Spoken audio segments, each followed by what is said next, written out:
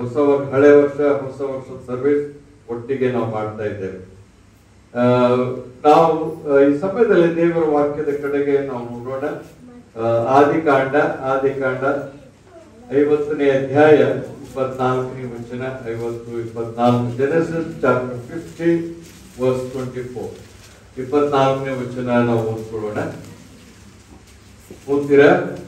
ಯೋಸೇಫನು ತನ್ನ ಅಣ್ಣ ತಮ್ಮಂದಿರಿಗೆ ಇಸಾಕ್ ಯಾಕೋಬನಿಗೆ ಕೊಡುತ್ತೇನೆಂದು ಪ್ರಮಾಣವಾಗಿ ಹೇಳಿದ ದೇಶಕ್ಕೆ ನೀವು ಹೋಗಿ ಸೇರುವಂತೆ ಮಾಡುವಿರೆಂದು ತಿಳಿದುಕೊಳ್ಳಿರಿ ಎಂದು ಹೇಳಿದನು. ಇದು ಇಂಗ್ಲಿಷ್ ನಲ್ಲಿ ಹೀಗಿದೆ, God will surely visit you. ಇದು ಕನ್ನಡದಲ್ಲಿ ಬರಲಿಲ್ಲ. ಏನಂದ್ರೆ ದೇವರು ಖಂಡಿತವಾಗಿ ನಿಮ್ಮನ್ನ ಆತನು ಸಂಧಿಸುತ್ತಾನೆ ಅಥವಾ ನಿಮ್ಮನ್ನು ಸ್ಪಂದಿಸುತ್ತಾನೆ. Visit you. Okay, God will surely visit you and bring you out of this land. ಈ ಒಂದು ದೇಶದಿಂದ ನಿಮ್ಮನ್ನು ಬಿಡಿಸ್ತಾನೆ. unto the land which sway to Abraham. ಅಬ್ರಹಾಮನಿಗೆ, ಇಸಾಕನಿಗೆ ಮತ್ತು ಯಾಕೋಬನಿಗೆ ವಾಗ್ದಾನ ಮಾಡಿದ ದೇಶಕ್ಕೆ ನಿಮ್ಮನ್ನ ಸೇರಿಸ್ತಾನೆ. ಇಲ್ಲಿ ಏನಂತ ಹೇಳಿದ್ರೆ ನಾವು 4 ವಿಷಯಗಳನ್ನ ನಾವು ನೋಡ್ಬೋದು. 2024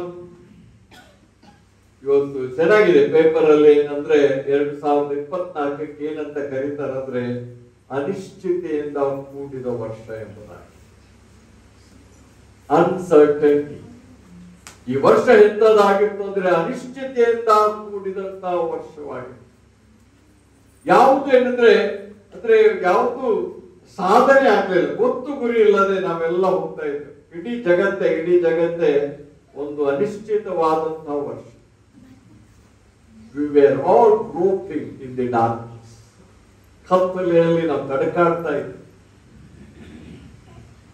ಯಾವ ದಿಶೆಯಲ್ಲಿ ಹೋಗ್ಬೇಕೆಂಬುದಾಗಿ ಗೊತ್ತಿಲ್ಲ. ಯಾವುದು ಸರಿ, ಯಾವುದು ಸತ್ಯ ಎಂಬುದಾಗಿ ಜನರಿಗೆ ಗೊತ್ತಿಲ್ಲ.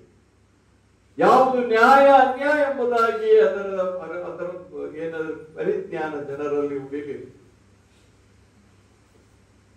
ಸತ್ಯ ಸುಳ್ಳಾಗಿ, ಸುಳ್ಳು ಸತ್ಯವಾಗಿ ನಾಟ್ಯ ಮಾಡುವುದನ್ನು ನಾವೆಲ್ಲ ನೋಡ್ತಾ ಬಂದಿದ್ದೇವೆ.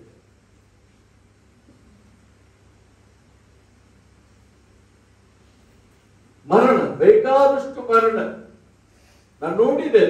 ಡೆತ್ ರೇಟ್ ಒಂದ್ ದಿವಸಕ್ಕೆ ಎಷ್ಟು ಜನ ಸಾಯ್ತಾರಂತೀರ? ಎಷ್ಟು ಜನ ಸಾಯ್ತಾರೆ? 2 ಲಕ್ಷ. ಎಷ್ಟು ಅಂದ್ರೆ ಬೇಗೂರಿಂದ ಹಿಡ್ಕೊಂಡು ಬಾಂಬ್ನೊಳ್ಳೆಯವರಿಗೆ ಎಷ್ಟು ಜನ ಇದ್ದಾರೋ ಅಷ್ಟು ಜನ ಲೆಕ್ಕ. ಒಂದು ದಿನಕ್ಕೆ, ಒಂದು ಸೆಕೆಂಡಿಗೆ 2 ಸಾಯ್ತಾರೆ. ನಿಮ್ ಗಡಿಯಾರದ ಇದು 1 ಸೆಕೆಂಡಿಗೆ ಹೋಗ್ತಾ ಇದ್ರೆ 2 ಸತ್ತಿದ್ದಾರೆ ಅಂತ. ಆದ್ರೆ ನೀವು ಏನ್ ಮಾಡ್ತಾ ಇದ್ದೇವೆ? We are not valuing our life. ದೇವರು ಕೊಟ್ಟ ಈ ಜೀವಕ್ಕೆ ನಾವು ಯಾವ ಒಂದು ಮೌಲ್ಯವನ್ನ ನಾವು ಕೊಡ್ತಾ ಇದ್ದೇವೆ? ದೇವರು ನನ್ನ ಜೀವ ಉಳಿಸಿದ್ದಾನೆ, ದೇವರು ನನ್ನನ್ನು ಕಾಪಾಡಿದ್ದಾನೆ ಅನ್ನುವಂಥದ್ದನ್ನ ನಾವು ಬರೀತೀವಿ. ಯುದ್ಧಗಳು, ಎಷ್ಟೊಂದು ಯುದ್ಧಗಳಾಯ್ತು ಇಸ್ರಾಯೇಲ್ ದೇಶದಲ್ಲಿ, ಗಾಜಾದಲ್ಲಿ. ಎಷ್ಟೋ ಸಾವಿರಾರು ಜನರು, ಸಾವಿರಾರು ಮಕ್ಕಳು ಈ ಲೋಕವನ್ನು ಬಿಟ್ಟು ತಕ್ಷಣವೇ ಬಾಂಬ್ ಬಿದ್ದ ಆಯ್ತು, ಹೋಯ್ತನಿಗೆ ಜೀವ. ಯುಕ್ರೇನಿನ ಯುದ್ಧ,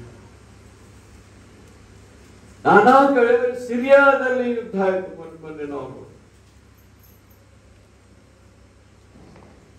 ಮತ್ತೆ ಬಡತನ ಹೆಚ್ಚುತ್ತಿರುವುದನ್ನು ನಾವು ನೋಡ್ತೇವೆ. ಬಡತನದ ಸಂಖ್ಯೆ ಕಡಿಮೆ ಆಗ್ತಾ ಇಲ್ಲ, ಹೆಚ್ಚಾಗ್ತಾ ಇದೆ. ಶ್ರೀಮಂತರಾಗ್ತಾ ಹೋಗ್ತಿದ್ದಾರೆ, ಬಡವರಾಗ್ತಾ ಹೋಗ್ತಿದ್ದಾರೆ. ಮತ್ತೆ ಅಪಘಾತಗಳು. ಮೊನ್ನೆ ನಾವು ನೋಡಿದೆವು, ಕೊರಿಯಾದ ಪ್ಲೇನ್ ಇಳಿಯುವಾಗ ಒಂದು ಹಕ್ಕಿ ಬಡಿದು 176 ಜನರು ಸತ್ತು. 176 ಜನ, 176 people perished, ನಾಶವಾಗಿ.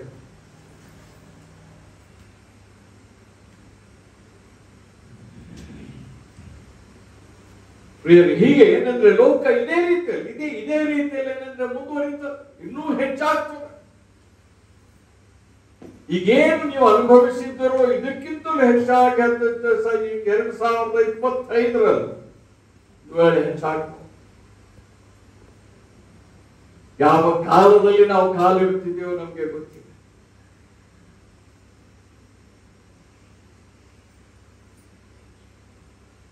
ಇಲ್ಲಿ ಈ ವಚನ ನೀವು ಓದುವಾಗ, ಇಲ್ಲಿ ನಾವು ನೋಡ್ತೇವೆ ಆದಿಕಾಂಡದಲ್ಲಿ ಈ ವಚನ ನೀವು ನೋಡುವಾಗ ಇದನ್ನು ಯೋಸೇಫನು ಸಾಯ್ತಾ ಇದ್ದಾನೆ. 110 ವರ್ಷ ಅವನಿಗೆ ಸಾಯ್ತಿದ್ದಾನೆ. ಸಾಯುವ ಸಂದರ್ಭದಲ್ಲಿ ಈ ಮಾತನ್ನ ತನ್ನ ಸಹೋದರರಿಗೆ, ಅಂದ್ರೆ ಅವರು ಇದ್ರಂತಲ್ಲ, ಅವ್ರ ಮಕ್ಕಳಿರ್ಬೋದು, ಸಹೋದರ ಮಕ್ಕಳಿರ್ಬೋದು. 11 ಜನ ಅವನಿಗೆ ಸಹೋದರರು, ಅವರ ಮಕ್ಕಳು, ಅವರ ಮರಿ ಮಕ್ಕಳು, ಅವರೆಲ್ಲ ಅಲ್ಲಿ ಕೂಡಿ ಬಂದಿದ್ದಾರೆ. ಕೂಡಿ ಬಂದಾಗ ಈ ಮಾತನ್ನು ಹೇಳ್ತಿದ್ದಾನೆ ಅಂದ್ರೆ, ದೇವರು ನಿಜವಾಗಿ ನಿಮ್ಮನ್ನ ಏನಂದ್ರೆ ಆತನು ನಿಮ್ಮನ್ನ ಸ್ಪರ್ಧಿಸುತ್ತಾನೆ. ಆತನು ನಿಮ್ಮನ್ನ ಸ್ಪರ್ಧಿಸುತ್ತಾನೆ. ನಾನು ಈ ಸಮಯದಲ್ಲಿ 1 ನಿಮಿಷ ಇದೆ, ನಾನು ನಿಲ್ಲಿಸ್ತೇನೆ. ದಯಮಾಡಿ ನೀವೆಲ್ಲರೂ, ಮಕ್ಕಳಾಗ್ಲಿ ದೊಡ್ಡವರಾಗ್ಲಿ, ಮೌನವಾಗಿರಿ. 1 ನಿಮಿಷ ಹಿಂದಕ್ಕೆ ನೋಡಿ. 2024 ನೀವು ಎಂದಿಗೂ ಕಾಣುವುದಿಲ್ಲ. ಈಗ ಮುಗೀತು.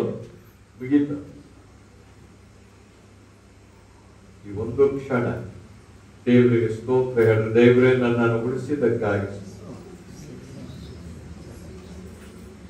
ದೇವರೇ ನನ್ನ ಪ್ರಾಣವನ್ನು ಉಳಿಸಿದ್ದೆ. ನಾನು ಯೋಗ್ಯನು ಎಂಬುದಾಗಿ ಅಲ್ಲ, ಯೋಗ್ಯನು ಎಂಬುದಾಗಿ ಅಲ್ಲ, ಇದರ ಕೃಪೆಯಲ್ಲಿ ನನ್ನನ್ನು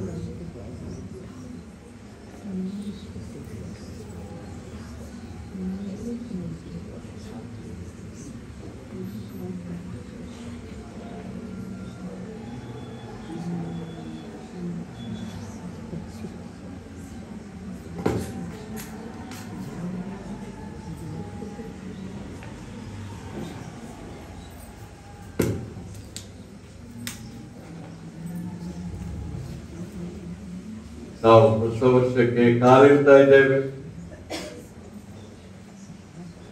ಒಂದೇ ಒಂದು ಚರಣ ನಾವು ಹಾಡ್ಕೊಡ್ತೇನೆ, ಹಾಡೋಣ, ಒಟ್ಟಿಗೆ ಹಾಡೋಣ. ಎಲ್ಲ ನಮ್ಮ ಬೇರೆ ಇದು ಬೇಡ, ಇದು ಮೇಲೆ ಮಾತ್ರ, ಪಲ್ಲವಿ ಮಾತ್ರ ನಾವು ದೇವರಿಗೆ ಸ್ತೋತ್ರ ಮಾಡ್ತಾ ಇರ್ತೀವಿ. ಎಲ್ಲ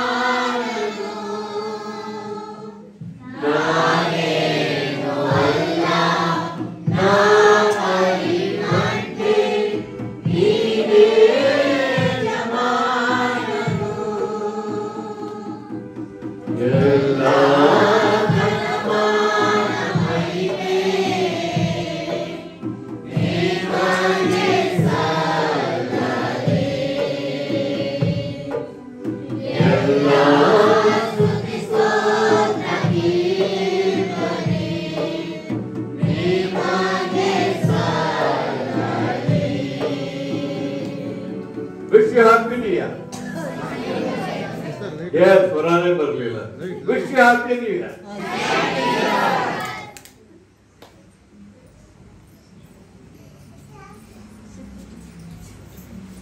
ನಾವು ನೋಡ್ತೇವೆ ಏನಂದ್ರೆ, ದೇವರ ವಾಕ್ಯದ ಕಡೆಗೆ ನಾವು ಗಮನ ಕೊಡೋಣ.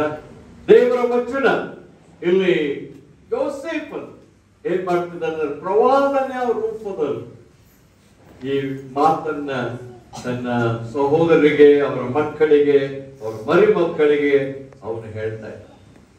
ಅವನು 71 ವರ್ಷ ಅವರನ್ನ ಸಾಕಿದ. ಅವರು ಉಪವಾಸ ಇದ್ರು, ಬಡತನದಲ್ಲಿದ್ರು, ಆಹಾರ ಇರಲಿಲ್ಲ. ಅವರನ್ನ ಕರೆತಂದು 71 ವರ್ಷ ಅವನು ಸಾಕಿದ. ಈಗ ಸಾವು ಅವನಿಗೆ ಸಮೀಪವಾಗಿದೆ. 110 ವರ್ಷ ಸಾಯುವ ಸಮಯದಲ್ಲಿ ಮಾತನ್ನ ಹೇಳ್ತಾನೆ, ದೇವರು ನಿಮ್ಮನ್ನ ಖಂಡಿತವಾಗಿ ಸಂಧಿಸುತ್ತಾನೆ, ಇಲ್ಲವೇ ಸ್ಪಂದಿಸುತ್ತಾನೆ. God will surely visit you. ಆಮೇಲೆ will bring you out of this land. ಈ ಒಂದು ಈಜಿಪ್ಟ್ ದೇಶದಿಂದ ನಿಮ್ಮನ್ನ ಬಿಡಿಸ್ತಾನೆ. ಬಿಡಿಸಿ ಏನ್ ಮಾಡ್ತಾನೆ? ಕಾನಾನ್ ದೇಶಕ್ಕೆ ನಿಮ್ಮನ್ನ ಸೇರಿಸ್ತಾನೆ. ಯಾಕಂದ್ರೆ ಆತನು ತನ್ನ ವಾಗ್ದಾನ ಮಾಡಿದ್ದನ್ನ, ಅಬ್ರಹಾಮನಿಗೆ, ಇಸಾಕನಿಗೆ ವಾಗ್ದಾನ ಮಾಡಿದ್ದನ್ನ ನೆರವೇರಿಸ. ಇಲ್ಲಿ ಇರುವಂತ ವಿಷಯ ಏನಂದ್ರೆ, ದೇವರು ನನ್ನ ನಿನ್ನ ಎಂದರೆ ನಿತ್ಯ ಕಾಲಕ್ಕೂ ನಮ್ಮ ಸಹಾಯಕನಾಗಿದ್ದಾನೆ. Amen. God is our eternal help ಎಂಬುದಾಗಿ. ದೇವರು ನಿತ್ಯಕ್ಕೂ ನನ್ನ ನಿಮ್ಮ ಸಹಾಯ.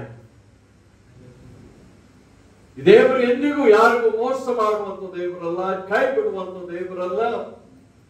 ಯಾಕಂದ್ರೆ ದೇವರ ಸ್ವಭಾವ ನಾವು ನೋಡ್ತೇವೆ ಏನಂದ್ರೆ, ಬಿಳಾಮನು ಹೇಳ್ತಾನೆ, ದೇವರು ಮನುಷ್ಯನಂತೆ 2 ಮಾತಿನವನಲ್ಲ. ಆಮೆನ್. ತಾನು ಹೇಳಿದ ಮೇಲೆ ಅದನ್ನು ಪೂರ್ಣ ಮಾಡ್ತಾನೆ, ವಾಗ್ದಾನ ಮಾಡಿದ ಮೇಲೆ ಅದನ್ನು ನೆರವೇರಿಸ್ತಾನೆ. ದೇವರು ಖಂಡಿತವಾಗಿ ನಿಮ್ಮನ್ನ ಸಂಧಿಸ್ತಾನೆ ಎಂಬುದಾಗಿ, ಅವರಿಗೆ ಸ್ಪಂದಿಸ್ತಾನೆ ಎಂಬುದಾಗಿ ಹೇಳ್ತಾರೆ. ಯಾಕಂತ ಹೇಳಿದ್ರೆ ಅವರಿಗೆ ಎಷ್ಟು ವರ್ಷಗಳು ಅವರು ಈಜಿಪ್ಟ್ ದೇಶದಲ್ಲಿ ಇರ್ತಾರೋ ಗೊತ್ತಿಲ್ಲ. ಅನೇಕ ಸಾರಿ ನನ್ನ ನಿಮ್ಮ ಜೀವಿತದಲ್ಲಿ ನಡೆಯುವುದು ಹೀಗೆ. ಈಗ 2024 ತೀರಿ ಹೋಯ್ತು. ನಾನು ಎಷ್ಟು ವರ್ಷ ಇರ್ತೇನೆ ಗೊತ್ತಿಲ್ಲ, ನೀವೆಷ್ಟು ವರ್ಷ ಇರ್ತೇನೆ ಎಂಬುದಾಗಿ ಗೊತ್ತಿಲ್ಲ, ಸಮಯ ಇರ್ತೇನೆ ಎಂಬುದಾಗಿ ಗೊತ್ತಿಲ್ಲ. ಆದ್ರೆ ನಮ್ಮ ಕುಟುಂಬ, ನಮ್ಮ ಮಕ್ಕಳು, ಅವರ ಮಕ್ಕಳು ಎಷ್ಟು ಸಮಯ ಇರ್ತಾರೆ ನಮ್ಗೆ ಯಾರು. ಒಂದು ಸಂಗತಿಯನ್ನು ನಾವು ಸ್ಪಷ್ಟವಾಗಿ ತಿಳಿಬೇಕೇನೆಂದ್ರೆ, ನಾವು ಸತ್ಯವೇದದ ದೇವರನ್ನ ನಂಬಿರುವುದಾಗಿದ್ರೆ ಆ ದೇವರು ಖಂಡಿತವಾಗಿ ನಮಗೆ ಸಹಾಯವನ್ನ ಮಾಡ್ತಾರೆ. ಖಂಡಿತವಾಗಿ ನಾವು ಎಷ್ಟೇ ಅಪನಂಬಿಗಸ್ತರಾಗಿದ್ದರೂ ಆ ದೇವರು ಎಂದಿಗೂ ಅಪನಂಬಿಗಸ್ತರಾಗುವುದಿಲ್ಲ. ಆತನು ಖಂಡಿತವಾಗಿ ನನಗೆ ನಿಮಗೆ ಸಹಾಯವನ್ನ ಮಾಡ್ತಾರೆ.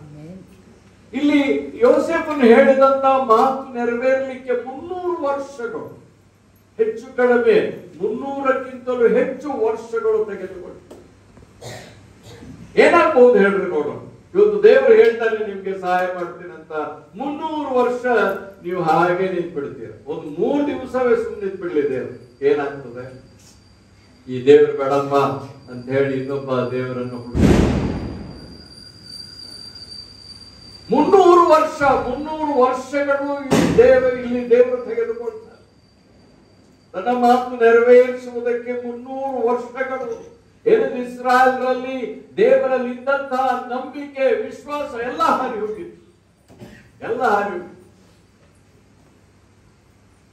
ಆಗ ಬೈಬಲ್ ಇರಲಿಲ್ಲ ಅವ್ರಿಗೆ ಓದಲಿಕ್ಕೆ.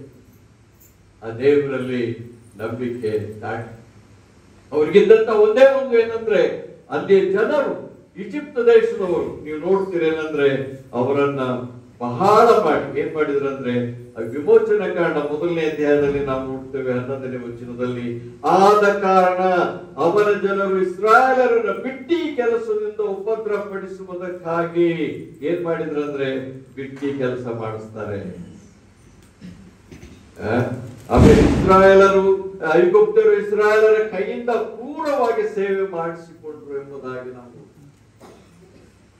ಅವರಿಗೆ 300 ವರ್ಷಗಳು, ಅದಕ್ಕಿಂತಲೂ ಹೆಚ್ಚಾಗಿ ಅವ್ರಿಗೆ ಏನ್ ಸಿಕ್ತು ಅಂದ್ರೆ ಕಷ್ಟದ ಕೆಲಸ, ಬಿಟ್ಟಿ ಕೆಲಸ. ಅಂದ್ರೆ ದುಡ್ಡು ಕೊಡ್ತಾ ಇರಲಿಲ್ಲ, ದುಡ್ಡಿಲ್ಲ ಅವ್ರಿಗೆ, ದುಡ್ಡಿಲ್ಲದೆ ಕೆಲಸ ಮಾಡು, ಬಹಳ ಕಷ್ಟದ ಕೆಲಸವನ್ನು ಮಾಡ್ತಾರೆ.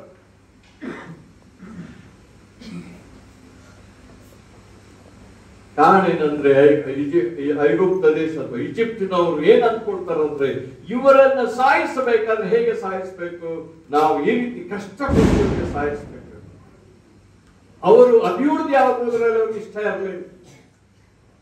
ಯಾಕಂದ್ರೆ ಈ ಸಮಯದಲ್ಲಿ ಏನಾಗ್ತದೆ ಅಂತ ಹೇಳಿದ್ರೆ ಸುಮಾರು ಈ 70 ಜನರು ಇಸ್ರಾಯೇಲ್ರು ಹೋಗಿ 20 ಲಕ್ಷ ಜನ ಆಗಿರ್ತಾರೆ. ಎಷ್ಟು ಲಕ್ಷ ಆಗಿರ್ತಾರೆ? 20 ಲಕ್ಷ. 70 ಜನರು ಹೋಗಿ 20 ಲಕ್ಷ ಜನ ಆಗಿರ್ತಾರೆ. 300-400 ವರ್ಷಗಳ ಅವಧಿಯಲ್ಲಿ ಇಸ್ರಾಯೇಲ್ ಸಂಖ್ಯೆ 20 ಲಕ್ಷಕ್ಕೆ ಬರ್ತಾರೆ. ಅದಕ್ಕೆ ಈಜಿಪ್ಟಿನವರು ಇದೊಂದು ಪ್ಲಾನ್ ಮಾಡ್ತಾರೆ, ಇವರನ್ನು ಹೇಗೆ ನಾವು ಸಾಯಿಸುವುದು.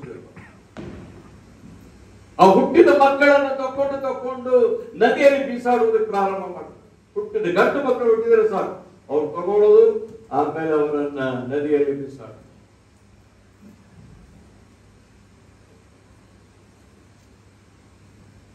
ಅವರು ಇಂತಹ ಒಂದು ಕಷ್ಟದಲ್ಲಿ ಇರುವಾಗ ಯಾಕೆ ದೇವರು ಇಷ್ಟು ವರ್ಷ ಬಿಟ್ಟ? ಕಾರಣ ಏನಂತ ಹೇಳಿದ್ರೆ ಇಸ್ರಾಯೇಲ್ರಲ್ಲಿ ಒಂದು ದೊಡ್ಡ ಶೋಧನೆ ಇತ್ತು. ಅವ್ರಿಗೇನಪ್ಪ ಬಹಳ ಪ್ರಾಮುಖ್ಯ ಅಂದ್ರೆ ಊಟ. ಹೊಟ್ಟೆ ತುಂಬಾ ಊಟ ಸಿಕ್ಕರೆ ಸಾಕು. ಹೊಟ್ಟೆ ತುಂಬಾ ಊಟ, ರುಚಿಯಾದ ಊಟ. ಅವ್ರು ಹೇಳ್ತಾರೆ, ನಿಮ್ಗೆ ಅರಣ್ಯಕಾಂಡದಲ್ಲಿ ಐಗುಪ್ತ ದೇಶದಲ್ಲಿ ಸೌತೆಕಾಯಿ ತಿಂದೆವು, ಬೆಳ್ಳುಳ್ಳಿ ತಿಂದೆವು, ಈರುಳ್ಳಿ ತಿಂದೆವು ಎಂಬುದಾಗಿ ಹೇಳ್ತಾರೆ ಅವರು. ಅವ್ರಿಗೆ ಆ ಊಟದ ರುಚಿ ಹೋಗುದಿಲ್ಲ ಅವ್ರಿಗೆ. ಊಟಕ್ಕೋಸ್ಕರ ಏನ್ ಬೇಕಾದ್ರೂ ಮಾಡ್ಲಿಕ್ಕೆ ತಯಾರ, ಊಟ ಕೊಟ್ಟರು. ಆಮೇಲೆ ಅವ್ರಿಗೆ ಯಾರು ಏನು ಹೇಳ್ಬಾರ್ದು, ಅವರನ್ನ ಫ್ರೀ ಬಿಡುವಂತ ದೇಶ. ಆ ದೇಶ ಏನಾಗಿತ್ತಂದ್ರೆ ನೀವೇನ್ ಬೇಕಾದ್ರೂ ಮಾಡ್ಕೊಂಡು, ನೀವು ಬೆತ್ತಲೆಯಾಗಾದ್ರೂ ಕುಡೀರಿ, ನೀವು ಕೆಟ್ಟದನ್ನಾಗಾದ್ರೂ ಮಾಡಿ, ಏನ್ ಬೇಕಾದ್ರೂ ಮಾಡ್ಕೊಂಡು. ಆದ್ರೆ ನಮ್ಗೇನ್ ಮಾಡ್ಬೇಕು? ನೀವು ಕೆಲಸ ಮಾಡಿದ್ರೆ ಸಾಕು, ನಿಮ್ಮನ್ನೇನ್ ಕೇಳಕ್ ನಾವು ಹೋಗ. ಇದರಿಂದ ಬಿಡುಗಡೆ ಆಗ್ಬೇಕಾಗಿ ಈ ಒಂದು ಆಸೆ ಏನಂದ್ರೆ ಇಸ್ರಾಯೇಲ್ರಲ್ಲಿ ಬಹಳ ಆಳವಾಗಿತ್ತು. ಏನಂದ್ರೆ ಆಹಾರದಿಂದ ಹೇಗೆ ನಾನು ಬೇರ್ಪಡಲಿ, ಈ ಒಂದು ಸುಖ ಸಂತೋಷದಿಂದ ನಾನು ಹೇಗೆ ಬೇರ್ಪಡಲಿ. ದೇವರನ್ನೇ ಬಯಸುವಂತ ಹೃದಯ ಅವ್ರಿಗೆ ಬೇಕಿತ್ತು. ದೇವರೇ ಬೇಕು, ದೇವರೇ ನನಗೆ ಪ್ರಾಮುಖ್ಯ, ನನ್ನ ಊಟಕ್ಕಿಂತಲೂ ನನ್ನ ಸುಖ ಸಂತೋಷಕ್ಕಿಂತಲೂ ದೇವರು ನನಗೆ ಬೇಕು ಅನ್ನುವಂಥದ್ದು ಅವರಿಗೆ ಬರುವವರೆಗೆ ದೇವರು ಅವರನ್ನು ಅಲ್ಲಿಯೇ ಬಿಡ್ತಾರೆ. ನಾವು ಅದನ್ನು 3ನೇ ಅಧ್ಯಾಯದಲ್ಲಿ, ವಿಮೋಚನಾ ಕಾಂಡ 3ನೇ ಅಧ್ಯಾಯದಲ್ಲಿ ನಾವು 9ನೇ ವಚನದಲ್ಲಿ ಬರುವಾಗ ನಾವು ನೋಡ್ತೇವೆ. ಏನಂದ್ರೆ ಅಲ್ಲಿ ದೇವರ ವಾಕ್ಯ ಹೇಳ್ತದೆ, ಈಗ ಕೇಳು, ದೇವರು ಹೇಳ್ತಿದ್ದಾನೆ, ಇಸ್ರಾಯೇಲ್ರ ಕೂಗು ನನಗೆ ಮುಟ್ಟಿತು. ಆವಾಗ ಇಸ್ರಾಯೇಲ್ರು ದೇವರ ಕಡೆಗೆ ಮುಖ ಮಾಡಿ ಪ್ರಾರ್ಥನೆ ಮಾಡ್ತಾರೆ. ಇಸ್ರಾಯೇಲ್ರ ಕೂಗು ನನಗೆ ಮುಟ್ಟಿತ್ತು, ಐಗುಪ್ತರು ಅವರಿಗೆ ಕೊಡುವ ಉಪದ್ರವವನ್ನು ನಾನು ನೋಡಿದ್ದೇನೆ. ನೋಡ್ರಲ್ಲಿ ದೇವರು ಏನಂತ ಹೇಳಿದ್ರೆ, ಅಲ್ಲಿ ಜನರು ಯಾವಾಗ ಅವರಿಗೆ ಒಂದು ಆಸೆ ಬಂತು, ಹೌದಪ್ಪ, ನನ್ನ ಸುಖ ಭೋಗಕ್ಕಿಂತಲೂ ನನ್ನ ಊಟ ಉಪವಾಸಕ್ಕಿಂತಲೂ ಬಹಳ ಪ್ರಾಮುಖ್ಯವಾದದ್ದು ಎಂದರೆ ದೇವರು ಅನ್ನುವಂಥ ಜೀವವುಳ್ಳ ದೇವರು ನನಗೆ ಬೇಕು ಅನ್ನುವಂಥದನ್ನ ದೇವರು ನೋಡಿದ್ದಾರೆ. ಯಾವಾಗ ಅವರಿಗೆ ಆ ಅರಿವು ಉಂಟಾಯಿತು, ಆ ಸಮಯದಲ್ಲಿ ಏನಂತ ಹೇಳಿದ್ರೆ ದೇವರು ಮೊದಲನೇದಾಗಿ ಈ ಕಾರ್ಯವನ್ನು ಮಾಡ್ತಾನೆ. ಅಂದ್ರೆ ಅವರ ಕೂಗನ್ನ ಕೇಳ್ತಾನೆ. ಯಾವ ರೀತಿಯಲ್ಲಿ ನೋಡ್ರಿ, ಒಬ್ಬ ತಾಯಿ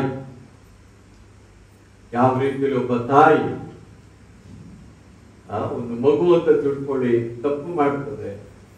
ತಾಯಿ ಆ ಮಗುವನ್ನ ಹೊಡಿತಾಳೆ, ಟಪ ಟಪ ಟಪ ಟಪ ಹೊಡಿತಾಳೆ. ಮಗು ಅಳ್ತದೆ, ಹತ್ತು ಏನ್ ಮಾಡ್ತದೆ? ತಾಯಿ ಬಿಟ್ಟು ಹೋಗ್ತದ? ತಾಯಿನ ಹತ್ತಿಕೊಡ್ತದೆ, ಆಕೆ ಕಾಲನ್ನ ಹಿಡ್ಕೊಡ್ತದೆ. ಆ ಹೊಡೆದಂತ ತಾಯಿನೇ ಪಶ್ಚಾತ್ತಾಪ ಪಡಬೇಕಷ್ಟೇ. ಆ ಮಗುವನ್ನ ಎತ್ಕೊಳ್ಬೇಕು, ಅದ್ರ ಕಣ್ಣು ಒರೆಸ್ಬೇಕು. ಅಲ್ಲವೇ? ಆ ಕೆಲಸ ಯಾರು ಮಾಡಿದ್ರು? ದೇವರು ಮಾಡ್ತಾರೆ.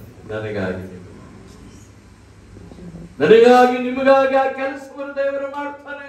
ಯಾವಾಗ ಇಸ್ರಾಯೇಲ್ರು ಬೇಡಿಕೊಂಡರು, ಕೇಳಿಕೊಂಡರು, ಹೌದು ನಿಮಗೆ ಉಪದ್ರವ ಹೆಚ್ಚಾಗ್ತದೆ ಎಂಬುದಾಗಿ ಅಂದುಕೊಂಡ್ರು, ಆತನು ಅವರಿಗೆ ಏನಂದ್ರೆ ಬರಿಯಾಗಿರ್ಲಿಕ್ಕೆ ಸಾಧ್ಯತೆ ಆಗಲಿಲ್ಲ. ಒಂದು ವಚನ ಹೋದ್ರಿ, ಯೆರೆಮೀಯ 23:23 ಹೋದ್ರಿ. ಯೆರೆಮೀಯ 23:23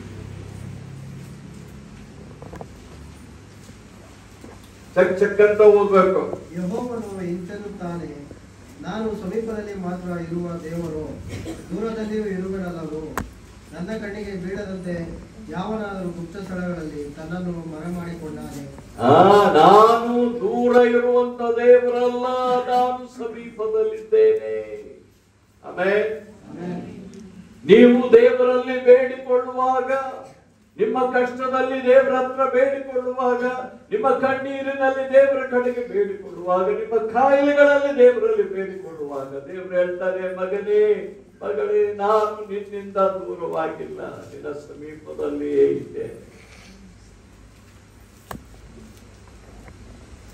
ನೀವು ದೇವರನ್ನು ಹುಡುಕಿಕೊಂಡು ಹೋಗಬೇಕಾಗಿಲ್ಲ, ಆ ದೇವರು ನಿಮ್ಮನ್ನು ಹುಡುಕಿಕೊಂಡು ನಿಮ್ಮ ಸಮೀಪಕ್ಕೆ ಬಂದ.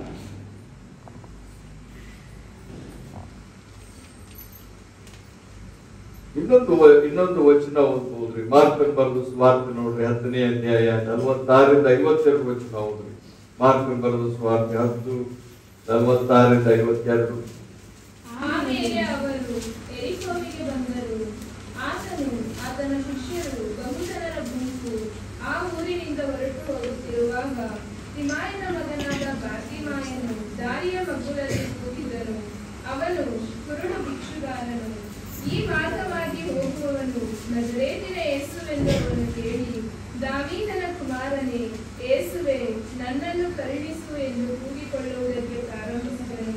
ಅನೇಕರು ಸುಮ್ಮನಿರು ಎಂದು ಅವನನ್ನು ಗದರಿಸಲು ಅವನು, ದಾವೀದನ ಕುಮಾರನೇ, ನನ್ನನ್ನು ಕರುಣಿಸು ಎಂದು ಮತ್ತಷ್ಟು ಕೂಗಿಕೊಂಡನು. ಆಗ ಯೇಸು ನಿಂತು ಅವನನ್ನು ಕರೆಯಿರಿ ಅನ್ನಲು ಅವರು ಆ ಕುರುಡನನ್ನು ಕರೆದು, ಧೈರ್ಯವಿರಲಿ, ಹೇಳು, ನಿನ್ನನ್ನು ಕರೆಯುತ್ತಾನೆ ಅಂದರು. ಅವನು ತನ್ನ ಹೊದಿಕೆಯನ್ನು ತೆಗೆದುಹಾಕಿ ತಟ್ಟನೆ ಎದ್ದು ಯೇಸುವಿನ ಬಳಿಗೆ ಬಂದನು. ಯೇಸು ಅವನನ್ನು, ನಾನು ನಿನಗೆ ಏನು ಮಾಡಬೇಕೆಂದು ಕೋರುತ್ತಿ ಎಂದು ಕೇಳಲು ಆ ಕುರುಡನು, ನನಗೆ ಕಣ್ಣು ಬರುವಂತೆ ಮಾಡಬೇಕು ಗುರುವೇ ಅಂದನು. ಯೇಸು ಅವನಿಗೆ, ಹೋಗು, ನಿನ್ನ ನಂಬಿಕೆಯೇ ನಿನ್ನನ್ನು ಸ್ವಸ್ಥ ಮಾಡಿಯದೆ ಎಂದು ಹೇಳಿದನು. ಕೂಡಲೇ ಅವನಿಗೆ ಕಣ್ಣು ಬಂದವು. ಅವನು ಆ ದಾರಿಯಲ್ಲಿ ಆತನ ಹಿಂದೆ ಹೋದನು. ನೋಡ್ರಿ, ಕೂಗುವಾಗ ಕೇಳುವನು, ಬೀಳದಂತೆ ಕಾಯ. ಕುರುಡ ಬಾರ್ತಿಮಾಯನು ಕೇಳಿಕೊಳ್ಳುವಾಗ, ಯೇಸುವೇ ಯೇಸುವೇ, ನನಗೆ ಸಹಾಯ ಮಾಡು.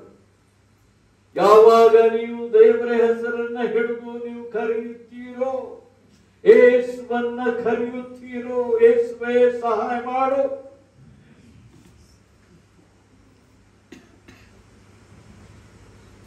ಒಬ್ಬ ಸಹೋದರ, ನಾನು ಹುಬ್ಬಳ್ಳಿಯಲ್ಲಿ ಕಳೆದ ವಾರ ಇರುವಾಗ ಒಬ್ಬ ಸಹೋದರನ್ನು ಸಾಕ್ಷಿ ಕೊಟ್ಟ, ವಿನೋದ್ ಅಂತ ಹೇಳಿ ಅವ್ರ ಹೆಸರು.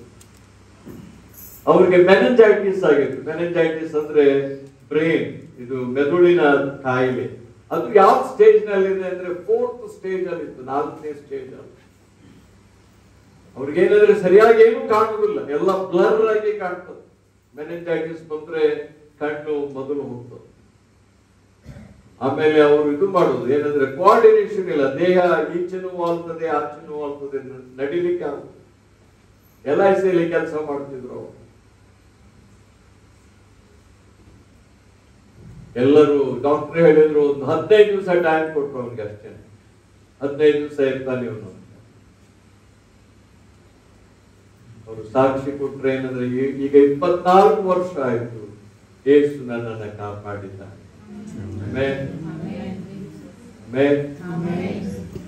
24 ವರ್ಷಗಳಾಯ್ತು. ಅವನಿಗೆ ಕೇವಲ ಒಂದು 15 ದಿನ ಅವನಿಗೆ ಕೊಟ್ಟಿದ್ರು ಅಷ್ಟೇನೆ. ಅವನು ಅವನ ತಾಯಿ ಏನಂದ್ರೆ ಯೇಸುವಿನ ಹತ್ರ ಬೇಡ್ಕೊಂಡ್ರು. ಡಾಕ್ಟರ್ಸ್ ಎಲ್ಲಾ ಹೋಪ್ಸ್ ಬಿಟ್ಬಿಟ್ರು. ಆ ಸಹೋದರ ಹೇಳಿದಷ್ಟೇನೆ, ನನ್ನ ಹೆಸರು ಉಪಯೋಗ ಮಾಡ್ರಿ, ನನ್ನ ಸಾಕ್ಷಿಯನ್ನು ಹೇಳ್ರಿ ನೀವು. ಯೇಸುವಿನ ಹೆಸರು ಹಿಡಿದು ಬಾರ್ತಿಮಾಯನು ಕರೆದಾಗ, ಯೇಸುವೇ ನನ್ನನ್ನು ಕರುಣಿಸು. ಎಲ್ಲ ನಿಮ್ಮ ಹತ್ರ ಇದೆ. ಕೀಲಿ ಕೈ ದೇವರು ನಿಮ್ಮ ಕೈಗೆ ಕೊಟ್ಟಿದ್ದಾನೆ. ಆಮೇಲೆ ಆ ಕೀಯ ತೆಗಿಬೇಕು. ನೀವೇನ್ ಮಾಡ್ತೀರಾ? ಕೀಯನ್ನು ಎಲ್ಲೋ ಇಟ್ಬಿಟ್ಟಿದ್ದೀರಾ? ಹುಡುಕ್ತಾ ಇದ್ದೀರಾ? ಎಲ್ಲೋ ಇಟ್ಟಿದ್ದೀರಾ? ಹುಡುಕ್ತಾ ಇದ್ದೀರಾ? ದೇವರು ಕೀಯನ್ನು ಕೊಟ್ಟಿದ್ದಾನೆ. ಯೇಸುವಿನ ಹೆಸರು ಹಿಡಿದು ಕೇಳು, ಕೇಳು ನೀವು.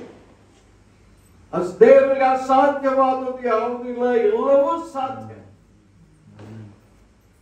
ದೇವರು ಮರಿಯಳಿಗೆ ಅದನ್ನೇ ಹೇಳ್ತಾನೆ, ನೋಡಮ್ಮ, ದೇವರಿಗೆ ಎಲ್ಲವೂ ಸಾಧ್ಯ. ನಿನಗೆ ಆಗುವುದಿಲ್ಲ, ನೀನು ಕನ್ಯೆ, ನಿನಗೆ ಮಗು ಆಗುವುದಿಲ್ಲ, ಸರಿಯೇ, ಸತ್ಯವೇ, ಆದ್ರೆ ದೇವರಿಗೆ ಎಲ್ಲವೂ ಸಾಧ್ಯ. Everything is possible with God. ಯೇಸು ಕ್ರಿಸ್ತನು ಯಾವ ರೀತಿಯಲ್ಲಿ ಬಾರ್ತಿಮಾಯನಿಗೆ ಸಹಾಯ ಮಾಡಿದನು, ಯೇಸು ಕ್ರಿಸ್ತನು ನನಗೆ, ನಿಮಗೆ ಸಹಾಯ ಮಾಡಬೇಕು. ಆದ್ರೆ ನೀವು ಯೇಸುವಿನಲ್ಲಿ ನಂಬಿಕೆ. ಇಲ್ಲಿ ಯೇಸುವನ್ನು ನಂಬ್ತೀರಿ, ಆಮೇಲೆ ಇನ್ನೊಬ್ಬ ಮಾಂತ್ರಿಕನ ಹತ್ರ ಹೋಗಿ ತಾಯ್ತಾನು ಕಟ್ಟಿಸ್ಕೊಳ್ತೀರಿ, ಅವ್ರ ಹತ್ರ ಹೋಗಿ ಅವರ ಕೊಡುವಂತ ಒಂದು ದಾರನು ಕಟ್ಟಿಸ್ಕೊಳ್ತೀರಿ. ಎಲ್ಲಿರ್ತಾನಪ್ಪ ಯೇಸು? ಎಲ್ಲಿ ಕೇಳ್ತಾನೆ ನಿಮ್ಮ ಮಾತು? ಇದನ್ನೂ ಬಿಡಲ್ಲ, ಅದನ್ನು ಬಿಡ. ಹೇಗೆ ದೇವರು ಉತ್ತರ ಹೇಗೆ ಕೊಡ್ಲಿಕ್ಕೆ ಸಾಧ್ಯ? ಅದಕ್ಕೆ ದೇವರು 400 ವರ್ಷ ಇಸ್ರಾಯೇಲ್ರಿಗೆ ಉತ್ತರ ಕೊಡಲಿಲ್ಲ. ಯಾವಾಗ ಅವರು ಪೂರ್ಣವಾದ ಹೃದಯದಿಂದ ದೇವರ ಕಡೆಗೆ ತಿರುಗಿಕೊಂಡು, ದೇವರೇ ಸಹಾಯ ಮಾಡು, ನಮಗೆ ಗತಿ ಇಲ್ಲ, ಇನ್ಯಾವ ದಾರಿ ನಮಗಿಲ್ಲ, ಯಾವಾಗ ಅವರಿಗೆ ಆ ಪ್ರಜ್ಞೆ ಬಂತು, ಆ ಸಮಯದಲ್ಲಿ ದೇವರು ಸಹಾಯ. ನಾನು ಹೇಳಿದಂತ ಸಹೋದರ ವಿನೋದ್ ಅವರಿಗೆ ಕೋಟ್ಯಾನುಗಟ್ಟಲೆ ಹಣ ಇದೆ. ಆದ್ರೆ ಡಾಕ್ಟರ್ ಎಷ್ಟು ದಿವಸ ಕೊಟ್ಟರು ಅವನಿಗೆ? 15 ದಿವಸ. ದುಡ್ಡಲ್ಲ ಇವರೇ, ದೇವರು ಬೇಕು. ಯಾರು ಬೇಕು? ದೇವರು ಬೇಕು. ನಿಜ ದೇವರ ಸಹಾಯ ನನಗೆ, ನಿಮಗೆ ಬೇಕು. ಅದಕ್ಕೆ ಒಬ್ರು ಹೀಗೆ ಹೇಳ್ತಾರೆ, ಮನುಷ್ಯ ಕೊಟ್ಟಿದ್ದು ಮನೆ ತನಕ, ದೇವರು ಕೊಟ್ಟಿದ್ದು ಕೊನೆ ತನಕ. ಇದು ನೆನಪಿಟ್ಕೊಂಡ್ರೆ ನೀವು, ದೇವರು ಕೊಡಬೇಕು, ದೇವರು ಮಾಡಬೇಕು. ಎಲ್ಲ ನಾನೇ ಮಾಡ್ತೀನಿ, ಆಗುದಿಲ್ಲ, ಮನುಷ್ಯನೇ ಆಗುದಿಲ್ಲ, ನಿನ್ನ ಕೈಯಿಂದ ಎಲ್ಲ ಮಾಡಿ. ಕೆಲವೊಂದು ಮಾಡ್ಬೋದು, ಎಲ್ಲ not possible.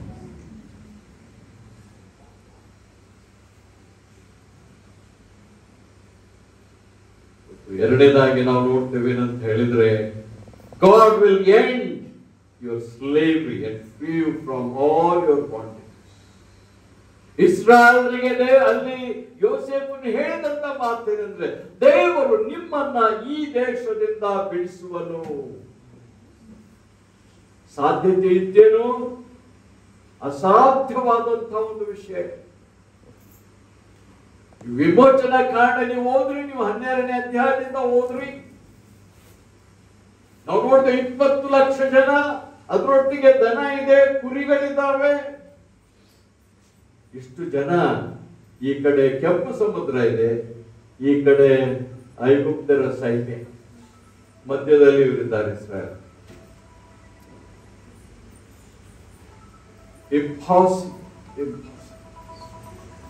Escape route was impossible.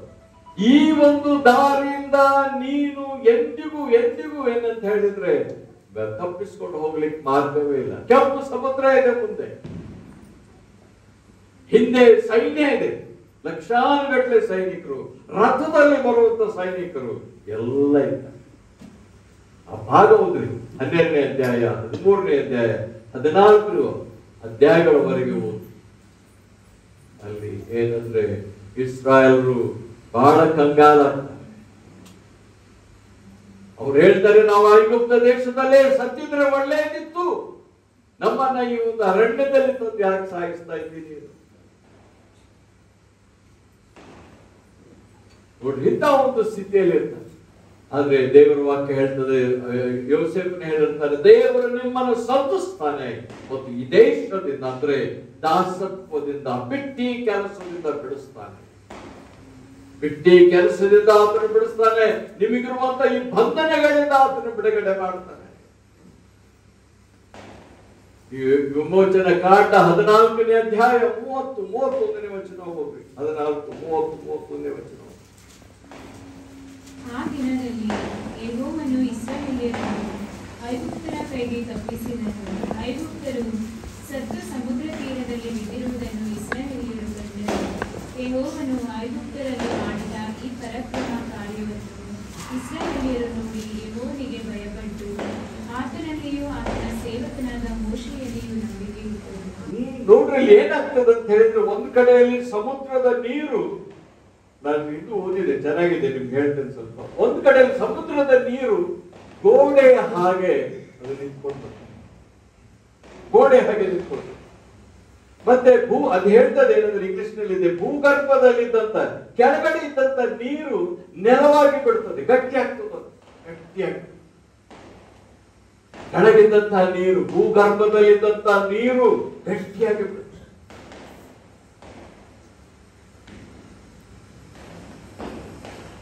ಆಗ ಇವರೆಲ್ಲ 24 ಲಕ್ಷ ಜನ ಮತ್ತು ಅವರ ದನ, ಅವ್ರ ಕುರಿ ಎಲ್ಲರೂ ದಾಟಿಕೊಂಡು ಆಚೆ ಬದಿ ಹೋಗ್ತಾರೆ.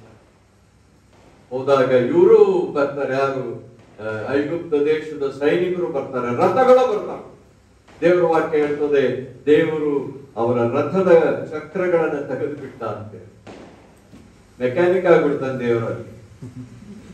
ಅವರು ಚಕ್ರಗಳನ್ನೆಲ್ಲ ತೆಗಿತಾನೆ, ಅವ್ರು ಮುಂದಕ್ಕೆ ಹೋಗ್ಲಿಕ್ಕೆ ಆಗ. ಆಮೇಲೆ ಅವರೆಲ್ಲ ದಾಟಿದ ಮೇಲೆ ಮೋಶೆ ಏನ್ ಮಾಡ್ತಾನೆ, ಸಮುದ್ರಕ್ಕೆ ತಿರುಗಿ ಯಥಾಸ್ಥಿತಿಗೆ ಬಾ ಅಂತ ಹೇಳಿದಾಗ ಎಲ್ಲ ಹುಡುಗಿ, ದೇವರು ನಿನ್ನನ್ನ ಎಂಥ ವೈರಿಯೇ ನಿಮ್ಮ ವಿರುದ್ಧವಾಗಿ ನಿಂತಿರಲಿ. ದೇವರ ವಾಕ್ಯ ಹೇಳುವುದು ಸರಿಯೇ, ಯಾವ ಆಯುಧ ನಿನ್ನ ವಿರುದ್ಧವಾಗಿ ಕಲ್ಪಿಸಲ್ಪಟ್ಟಿದೆಯೋ ಅದು ನಿನಗೇನು ಮಾಡು, ಏನು ಮಾಡು, ಏನು ನಿಮ್ಮ ವಿರುದ್ಧವಾಗಿ ಯಾರೇ ಏನು ಎಷ್ಟೇ ಭಯಂಕರವಾದ ಶಕ್ತಿಯೇ ಇರಲಿ, ನನ್ನ ವಿರುದ್ಧ ನಿಮ್ಮ ವಿರುದ್ಧ ಯಾರೇನ್ ಮಾಡಿದ್ರು ಏನ್ ಮಾಡ್ಲಿಕ್ಕೆ ಆಗ. ಪೌಲನು ಒಂದು ಮಾತು ಹೇಳ್ತಾನೆ, ದೇವರು ನಮ್ಮ ಕಡೆ ಇದ್ರೆ ನಮ್ಮನ್ನ ಎದುರಿಸುವವರು. ಇವತ್ತು ಮುಂಜಾನೆ ವೇಳೆ ದೇವರು ನಿಮ್ಗೆ ಧೈರ್ಯ ಕೊಟ್ಟಿದ್ದಾನೆ. ಮಗನೇ, ಮಗಳೇ, ನಿನ್ನ ವಿರುದ್ಧವಾಗಿ ವೈರಿಗಳು ಬಹಳ ಶಕ್ತರಾಗಿದ್ದಾರೆ, ನಿನಗಿಂತಲೂ ಬಲವಾಗಿಲ್ಲ, ನಿನ್ನನ್ನು ಹೆದರಿಸ್ತಾ ಇದ್ದಾರೆ. ಆದ್ರೆ ಒಂದು ಮಾತ್ರ ಸತ್ಯ ಏನಂದ್ರೆ, ದೇವರ ವಾಕ್ಯ ಹೇಳ್ತಾ ಇದ್ದಾನೆ, ಎಂದ್ರೆ ನಿನ್ನಗಿರುವ ದೇವರು ಈ ಲೋಕದಲ್ಲಿರುವಂತ ದೇವರಿಗಿಂತಲೂ ದೊಡ್ಡ. ಆಮೇಲೆ ಈ ಲೋಕದ ದೇವರಿಗಿಂತಲೂ ನಿನ್ನಲ್ಲಿರುವ ದೇವರು ಏನಾಗಿದ್ದಾನೆ, ದೊಡ್ಡವನಾಗಿ.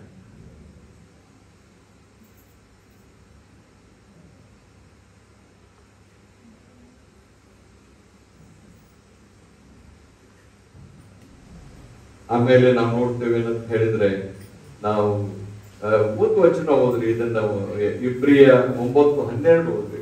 ಇಬ್ರಿಯ 9:12. ಹೋತಗಳ ಮತ್ತು ಹೋರಿಕರಗಳ ರಕ್ತವನ್ನು ತೆಗೆದುಕೊಳ್ಳದೆ ಸ್ವಂತ ರಕ್ತವನ್ನು ತೆಗೆದುಕೊಂಡು ನಮಗೋಸ್ಕರ ನಿತ್ಯ ವಿಮೋಚನೆಯನ್ನು ನಮಗೋಸ್ಕರ ಎಂತ ವಿಮೋಚನೆ ಮಾಡಿದಾನೆ? Eternal redemption. ದೇವರು ನಮಗೆ ನಿಮಗೆ ಬಿಡುಗಡೆ ಕೊಟ್ಟದ್ದು ತಾತ್ಕಾಲಿಕವಾದದ್ದಲ್ಲ. ಇವತ್ತು ಪಾಪ ಮಾಡಿದೆ, ಬಿದ್ದು ಹೋಯ್ತು, ಇಲ್ಲ ಇಲ್ಲ ಇಲ್ಲ. ಒಂದು ಸಾರಿ ದೇವರು ನಿನ್ನನ್ನು ಪಾಪದಿಂದ ಬಿಡಿಸಿದ್ದಾನೋ, ಬಿಡಿಸಿ ಆಯ್ತು. ನಿತ್ಯವಾದ ವಿಮೋಚನೆ, ಇಟರ್ನಲ್ ರಿಡೆಂಪ್ಷನ್. ಯೇಸು ಕ್ರಿಸ್ತನು ತನ್ನ ರಕ್ತದ ಮುಖಾಂತರವಾಗಿ ನನಗೆ ನಿಮ್ಗೆ ಎಂತ ಬಿಡುಗಡೆಯನ್ನು ಕೊಟ್ಟಿದ್ದಾನಂದ್ರೆ, ಯಾರು ಏನಂದ್ರೆ ದೇವರ ವಾಕ್ಯ ಹೇಳ್ತದೆ ಯೋಹಾನನ ಸುವಾರ್ತೆಯಲ್ಲಿ, ಯಾರು ನಿಮ್ಮನ್ನ ನನ್ನ ಕೈಯಿಂದ ಕಸಿದುಕೊಳ್ಳಲಾರರು. Amen. No one can snatch you away from my hands. ನಾವು ದೇವರ ಕೈಯಲ್ಲಿದೆ. ನಿತ್ಯ ವಿಮೋಚನೆಯನ್ನು ದೇವರು ನಮಗೆ ಮಾಡಿದ್ದಾರೆ.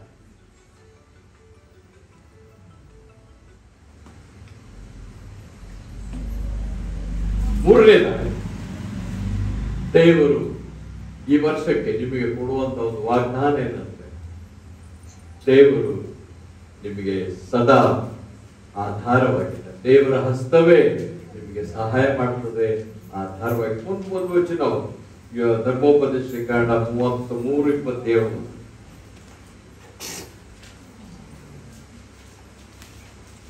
ಆದಿಯಿಂದಲೂ ದೇವರೇ ನಿಮಗೆ ನಿವಾಸ ಸ್ಥಾನವಾಗಿದ್ದಾನಲ್ಲ, ಸದಾ ದೇವರ ಹಸ್ತವೇ ನಿಮಗೆ ಆಧಾರ. ಸದಾ ದೇವರ ಹಸ್ತವೇ ನಿಮಗೆ ಆಧಾರ. ಆತನು ನಿಮ್ಮೆದುರಿನಿಂದ ಸಾಕು ಸಾಕು ಸಾಕು. ಸದಾ god ಅಂಡರ್ನೀತ್ R the everlasting arms. ನಿನ್ನ ಕೆಳಗೆ. ಇದು ಹೇಗೆ ಅಂತ ಹೇಳಿದ್ರೆ, ಒಂದು ಹತ್ತು ಏನ್ ಮಾಡ್ತದಂದ್ರೆ, ತನ್ನ ಮರಿಗೆ ಅದು ಹಾರ್ಲಿಕ್ಕೆ ಹೇಗೆ ಕಲಿಸ್ತದಂದ್ರೆ, ಆ ಆ ಮರಿಯನ್ನು ಏನ್ ಮಾಡ್ತದೆ, ತನ್ನ ತನ್ನ ಇದ್ರ ಮೇಲೆ ತನ್ನ ತನ್ನ ಹೆಗಲ ಮೇಲೆ ಇಲ್ಲಿ ಹಿಂದೆ ಇಟ್ಕೊಂಡು ಹಾರ್ತದೆ. ಹಾಗೆ ಆ ಮರಿಯನ್ನ ಬಿಟ್ಬಿಡ್ತದೆ. ಏನ್ ಮಾಡ್ತದೆ, ಕೆಳಗೆ ಬಿಟ್ಬಿಡ್ತದೆ. ಆ ಮರಿ ಚಿಯೋ ಪಿಯೋ ಅನ್ನುವಾಗ ತಾಯಿ ಏನ್ ಮಾಡ್ತಾಳೆ, ತಿರುಗಿ ಬಂದು ಅದರ ಅಡಿಯಲ್ಲಿ ಬಂದು ಅದನ್ನ ಸಾಯದಂತೆ. ಅದೇ ಅಂಡರ್ನೀತ್ ಆರ್ ದಿ ಎವರ್ಲಾಸ್ಟಿಂಗ್ ಆರ್ಮ್ಸ್.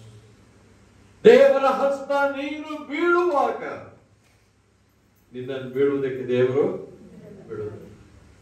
ಯೂದನು ಹೇಳ್ತಾನೆ, ಎಡವಿ ಬೀಳದಂತೆ ನಿಮ್ಮನ್ನ ಕಾಯುವುದಕ್ಕೂ ದೇವರ ಸಮ್ಮುಖದಲ್ಲಿ ನಿಮ್ಮನ್ನು ನಿಲ್ಲಿಸುವುದಕ್ಕೂ ಆತನು ಶಕ್ತನಾಗಿದ್ದಾನೆ. ಇಲ್ಲ ಇಲ್ಲ ಇಲ್ಲ, ನಿಮ್ಮನ್ನೆಂದಿಗೂ ದೇವರು ಬೀಳಿಸುವ ಸ್ಥಿತಿಗೆ ನಡೆಸುತ್ತೆ. ಜನರು ನಿಮ್ಮ ವಿರುದ್ಧವಾಗಿ ನಗಾಡುವುದಕ್ಕೆ ಕಾಣಿಸುತ್ತೆ. ಆನಂದಮ್ಮ ಹೇಳ್ತಾ ಬಂದು, ನಾನು 21 ದಿವಸ ಉಪವಾಸ ಮಾಡಿದೆ. ಅನೇಕರು ಏನ್ ಹೇಳಿದ್ರು ಗೊತ್ತಿಲ್ಲ, ನಿಮ್ ತಂದೆ ಯಾಕೆ ಉಳಿಲಿಲ್ಲ ಅಂತ ಹೇಳಿದ್ರು ಗೊತ್ತಿಲ್ಲ. ಅದಕ್ಕೆ ಒಂದು ಹೇಳಿದ್ದೇನೆಂದ್ರೆ, ದೇವರು ನನಗೆ ತೋರಿಸಿಕೊಡ, ಯಾಕಂದ್ರೆ ದೇವರು ಏನ್ ಮಾಡಿದ್ರು ಆತನು ಏನ್ ಆಕ್ಸಿಡೆಂಟ್ ಆಗಿ ಮಾಡುದು. ದೇವರು ಎಲ್ಲವನ್ನ ತನ್ನ ಉದ್ದೇಶಕ್ಕೆ ಅನುಗುಣವಾಗಿ. ಆಮೇಲೆ ಇವತ್ತು ನಿಮ್ಮ ಜೀವಿತದಲ್ಲಿ ಏನಂತ ಹೇಳಿದ್ರೆ, ನಿಮಗೆ ಈ ಒಂದು ಇಡೀ ವರ್ಷದಲ್ಲಿ ನಿಮ್ಗೆ ಏನ್ ಸಹಾಯ ಬೇಕು, ಏನ್ ಬೇಕು, ನೀವು ಎಷ್ಟೇ ಏನಂತ ಲಾಗಾಟ ಹೊಡೀರಿ, ನೀವೆಷ್ಟೇ ತಲೆ ಕೆಳಗೆ ಮಾಡಿ ನೀವು ಏನ್ ಬೇಕಾದ್ರೂ ಮಾಡಿ, ಆದ್ರೆ ಬಹಳ ಪ್ರಾಮುಖ್ಯವಾಗಿ ಬೇಕಾಗಿರೋ ಸಂಗತಿ ಏನಂದ್ರೆ, ದೇವರು ನಿಮ್ಮ ಸಹಾಯವಾಗಿದ್ರೆ ಯಾರೇನ್ ಮಾಡ್ಲಿಕ್ಕೆ ಸಾಧ್ಯ.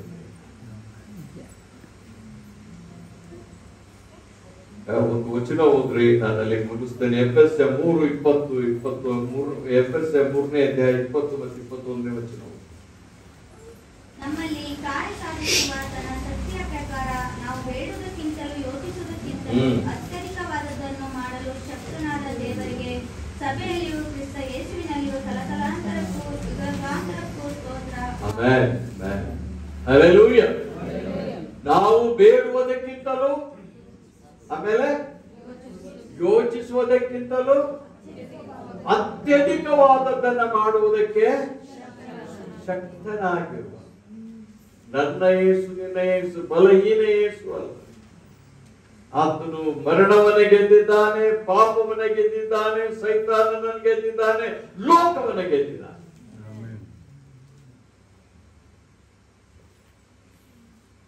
ಆ ಯೇಸು ನಿಮ್ಮ ಜೀವಿತದಲ್ಲಿ ಬಹಳ ಅದ್ಭುತವಾಗಿ ಸಂಜೆ ಸಾಕ್ಷಿ ಕೊಟ್ಟ, ಹೇಗೆ ದೇವರು ನನ್ನ ಜೀವಿತದಲ್ಲಿ ಎಲ್ಲಾ ಅಂಶಗಳಲ್ಲಿ ಸಹಾಯ ಮಾಡಿ. ಅದು ಯೇಸುವಿನಲ್ಲಿರುವಂತಹ ಪ್ರಾಮುಖ್ಯವಾದ ಗುಣ. ನಿಮ್ಮ ಕೈಯನ್ನೆಂದಿಗೂ ಬಿಡು. ತಾಯಿ ತನ್ನ ಕೂಸನ್ನು ಮರೆತಾಳು, ಆದ್ರೆ ನಾನು ನಿನ್ನನ್ನ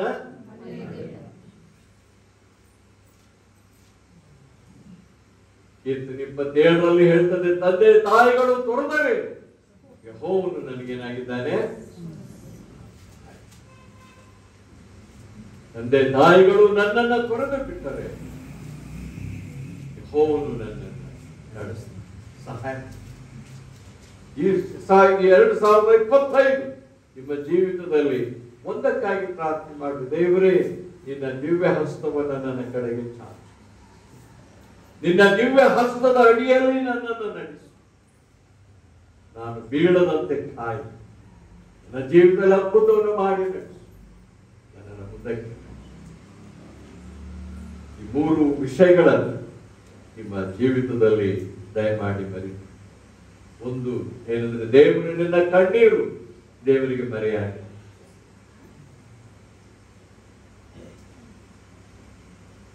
ಮಾತಾ ತಾಯಿ ಬಂದಾಗೆಲ್ಲ ಕಣ್ಣೀರು ಹಾಕ್ತಾರೆ. ಆ ಕಣ್ಣೀರು ಯಾರಿಗೆ ಮರೆಯಾಗಿಲ್ಲ? ದೇವರಿಗೆ.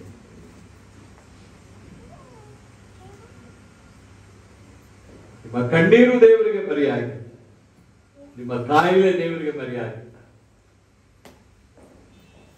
ನಿಮ್ಮ ಮಕ್ಕಳು ದೇವರಿಗೆ ಮರೆಯಾಗಿ,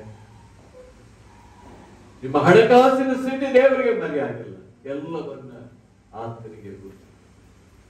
ಎಲ್ಲವನ್ನ ತಂದು ಯೇಸುವಿನ ಪಾದಗಳ ಅಡಿಯಲ್ಲಿ ದೇವರೇ ಸಹಾಯ. ನನ್ನ ಬಡತನದಲ್ಲಿ, ನನ್ನ ಕಷ್ಟದಲ್ಲಿ, ನನ್ನ ಸಾಲದಲ್ಲಿ, ಎಲ್ಲಾ ವಿಷಯಗಳು, ಎಲ್ಲ ಚಿಂತೆ ನೀವೇ ಹೊತ್ಕೊಂಡು ಓಡಾಡ್ಬೇಡಿ. ನೀವು ತಲೆ ಮೇಲೆ ಇಟ್ಕೊಳ್ಬೇಕು. ನಿಮ್ಗೆ ಆಗುದಿಲ್ಲ, ಸಹಿಸ್ಲಿಕ್ಕೂ ಆಗಲ್ಲ, ಅದನ್ನು ಪೂರೈಸ್ಲಿಕ್ಕೂ ಆಗಲ್ಲ.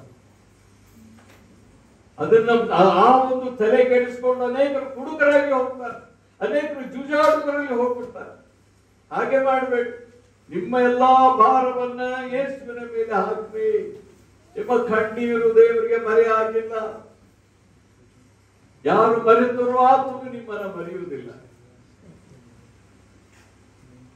ಎರಡನೇದಾಗಿ ನಿನ್ನೆಲ್ಲಾ ಸಮಸ್ಯೆಗಳಿಗೆ ಆತ ಉತ್ತರ ಕೊಡ್ತಾನೆ. He will deliver you from all your ಏನಂದ್ರೆ ಬಾಂಡೇಜ್, ಎಲ್ಲಾ ರೀತಿಯ ಬಂಧನಗಳಿಂದ ದೇವರು ನಿಮ್ಮನ್ನು ಬಿಡಿಸ್ತಾನೆ. ಈ ಮಾತನ್ನ ಕಟ್ಟಿಟ್ಕೊಳ್ಳಿ, ಬರೆದಿಟ್ಕೊಳ್ಳಿ. ಎಂತ ಭಯಂಕರವಾದ ಬಂಧನವಿದ್ರು ದೇವರು ನಿಮಗೆ ಸಹಾಯ